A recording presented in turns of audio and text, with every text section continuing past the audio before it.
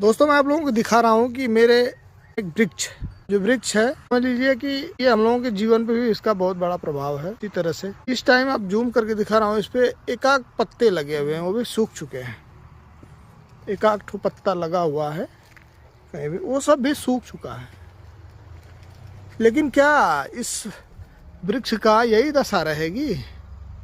वृक्ष हमेशा इसी तरह से रहेगा, सूखा सूखा या बिना पत्ते का? पतझड़ की वजह से जो हुआ है यही रहेगा? निश्चित रूप से यह नहीं रहेगा। का दिन भी बदलेगा, जरूर बदलेगा। तो बदलेगा तो हरे भरे सारे पत्तियां आ जाएंगी, सब कुछ हो जाएगा, ये इतना छायादार हो जाएगा, घनघोर हो जाएगा, कुछ कहना ही नहीं। छोटा सा बदलाव।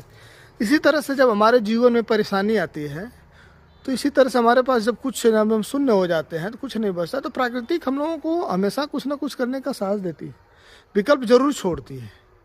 और इसमें हम लोग जब इस तरह से हमारा प्रॉब्लम आ जाती है, जब हम लोग प्रॉब्लम वृक्ष की तरह जब हम लोग भी परेशानी में आ जाते हैं, तो हमें लगता है कोई रास्ता नहीं दिखता है और हम शून्य हो जाते हैं। शून्य से हमें हर काम चालू करना होता है। शून्य पे हमें लगता है कि हमारे पास कुछ नहीं रह गया। तब हमारा नेचर, ये जो प्राकृतिक है, जो ईश्वर है, वो हमारी मदद करते हैं और मदद करने का कोई ना कोई संकेत सबको देते हैं। मुसीबत से निकलने का सारा संकेत तो ईश्वर देते हैं। तो ईश्वर पे ध्यान, अगर आपको अपने आप पे विश्वास है, अगर आपको अपने आप विश्वास है, प्राकृतिक जो है आपको ज़रूर उस लायक बनाएगी जैसे आप पहले थे, उससे भी अच्छा होती है। जो घटता है वो अच्छे के लिए घटता है, कभी बुरे के लिए नहीं घटता है। तो आप जब भी मुसीबत में हो, तो ये किसी वृक्ष से भी, वृक्ष के जीवन से भी सीखना होता है। देखिए हमारे पीछे जो दिख रहा है, ये सरसों का फूल बहुत अच्छी तरह से आज ये हरा भरा पीला पीला दिख रहा है, कल लेकिन सूख जाएगा, इसमें दाना आ जाएगा और ये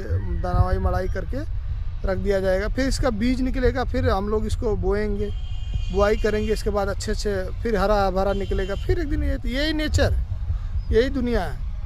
इसी की वजह से दोस्तों कभी भी किसी भी मुसीबत में घबराना नहीं चाहिए। मुसीबत अस्थाई नहीं होती, अस्थाई होती है। तो आज बुरा समय चल रहा है, कल सही समय हो जाएगा। इसी के साथ मैं अपने बारे में बयान देता हूँ। जय हिंद, जय भारत।